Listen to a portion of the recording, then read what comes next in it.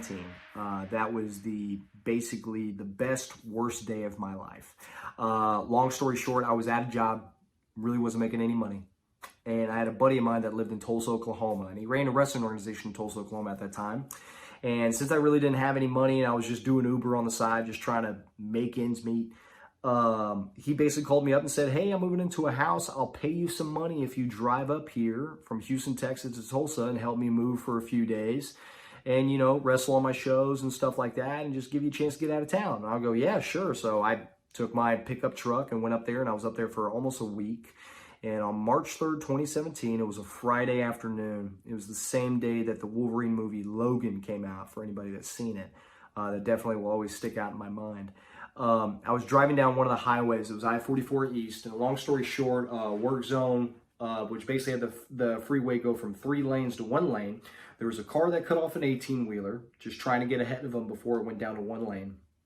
And basically, that 18-wheeler smashed into another 18-wheeler, which smashed into a moving truck, which smashed into a Ford Expedition, in which I hit the back of this Ford Expedition going over 65 miles an hour.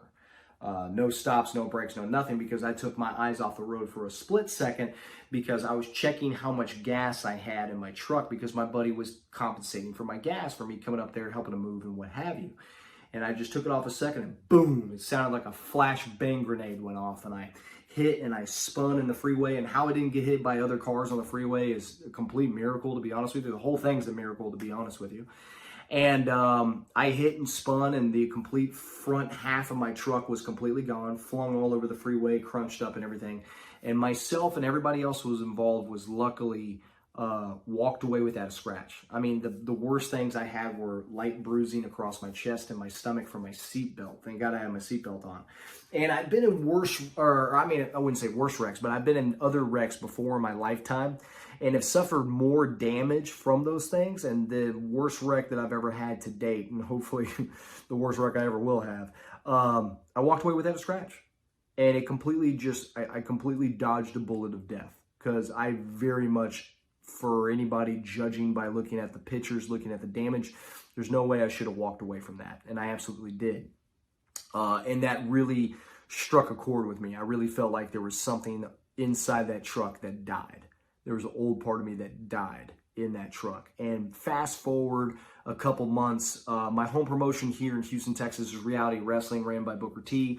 And outside of the wrestling events, we do a lot of meet and greets for a lot of different hospital patients inside the city of Houston. It could be cancer patients, Shriner children patients. And on this certain day, we went to the Tier Hospital in Houston, to where it specializes in people that are quadriplegics and paralyzed from the neck down. And we were there, and we were doing meet and greets and signing autographs and trying to bring some smiles to the patients and what have you. And there was this one kid I met from the state of Louisiana, and he was 19 years old. And I met his mother that was there beside him, and she was telling me about how he got into his condition. And he was driving on the road, and it rained earlier that day, and he was coming from the gas station to grab a Coke. And he hit his brakes and slid off the road and barely hit an old tree right outside this gas station. But the thing is that it was an old tree, and a branch just broke off, crashed down on top of his truck, and snapped his neck. And from that, he has permanent brain damage and will probably never walk again. And this kid's 19 years old. And from that moment, that story, that the look on the mother's face telling me this and seeing her son in the condition that he was in, it's something that I will never, ever, ever forget. And from that moment, shortly after the event was over, I walked to my car, I went into the parking lot, got in my car, and I cried literally for hours. Literally for hours. I was in a parking lot just bawling my eyes out. Didn't care if anybody saw me or anything. I mean, just uncontrollable crying, because I was just so overwhelmed with so much empathy for that boy, and so much empathy for all the other patients that we met that day and I've met in the past, but also so much gratitude that I'm here for a reason. Can't explain it. I don't know why him, why me, why not him, why not me, but I'm here for a reason. I have a purpose. I am worthy. Everything that I've always had trouble with, of not feeling like I'm worthy, not feeling like I'm worth anybody's time, not feeling like I'm good enough in anything, all of that right out the window, man. Now, there's still times where I have old, conditional, small little voices that will be like, you can't do this, you can't do that. And I don't think those voices for anybody will ever go away. But the thing is, though, is that the positive voice has to be 10 times louder than the negative one.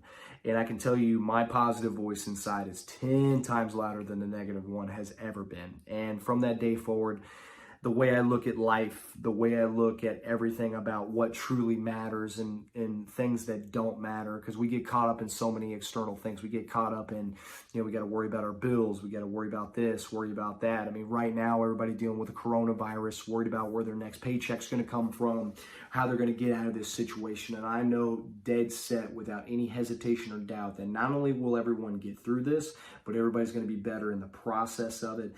And it all stemmed from what happened to me on that day from March 3rd, 2017, of just knowing that I'm worthy, I'm purpose, I am love, I'm connection, I'm positive, all of the above. And it had such a big impact on me. If anybody pays attention to my wrestling career, all my merchandise, my wrestling gear, all have the date 3317 on the shirt, on the singlet. In fact, I have it tattooed on my wrist to remind me to where I can just look down and every day be reminded that whenever I'm feeling down, I'm out of alignment, I'm pissed off about something, I don't feel like I'm worthy, I'm nervous, I'm scared, I'm doubting myself.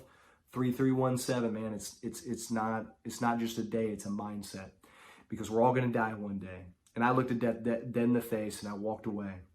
And I have another chance at life, and I'm damn sure going to make it count, and you can make it count as well, because it's completely up to you. We have all had down moments, and we all have had moments to where, we never feel like we're good enough, or we feel like we're the only ones that's dealing with our issues, and we're not. We're all in this together. The coronavirus, mental health, all the problems, we're all in this together. But we're also all loved. There's a lot of people that care about you way more than you think, and you're doing things a lot better than you think as well.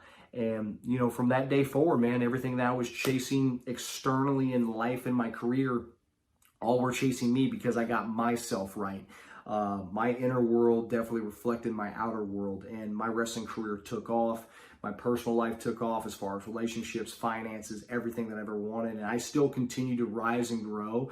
There's a lot of things that I have yet to accomplish, but I'm way closer and have done way more things in that short span of time from 2017 till now, March of 2020, that 3 years than I have in the 13 to 14 years prior of that. I've done so much in these 3 years. And that's just how fast when you change your mindset and you change basically how you look at yourself and how you treat yourself, that all these things that you externally always chase end up chasing you. And that's basically my story on how I continue to deal with mental health, and how I help others deal with mental health, because, also in pro wrestling and life, I never, ever take a shortcut in trying to help somebody out. If there's any way that I can help someone, I can. I believe in the golden rule that I like to treat people the way that I like to be treated, and I live that every single day. And I take pride in the fact that I have a lot of people, men and women, that call me up, shoot me messages if they have an issue with wrestling or life or whatever, that I can be that positive influence, just like Jackson Stone's doing with the You Are Loved campaign, because it really does change the world. I know that he said in his messages that all he's wanted to do was just pursue his own passions in pro wrestling and change the world. He's already making one of them happen, and that's by changing the world, by doing things like this. And I can't thank him enough once again. But the last thing I'll say before I leave with here today is that I really hope that my message can really impact someone, large or small, and hopefully more than one person, really, because we're all in this together, man. If you feel like that you're alone and you need someone to talk to, you can always reach out to somebody. There's always a lot of professional help that you can go to as well. A lot of great therapists, a lot of great people that are professionally qualified to handle these types of things. And once again, you can always hit me up a message, man. And, ever need somebody to talk to, I'm always open for anybody and everyone. And the way you can reach me is through Twitter and Instagram. My handle is at rdbear57, the letter R, the letter D, BEAR 57. And of course, on Facebook, I'm Ruthless Ryan Davidson.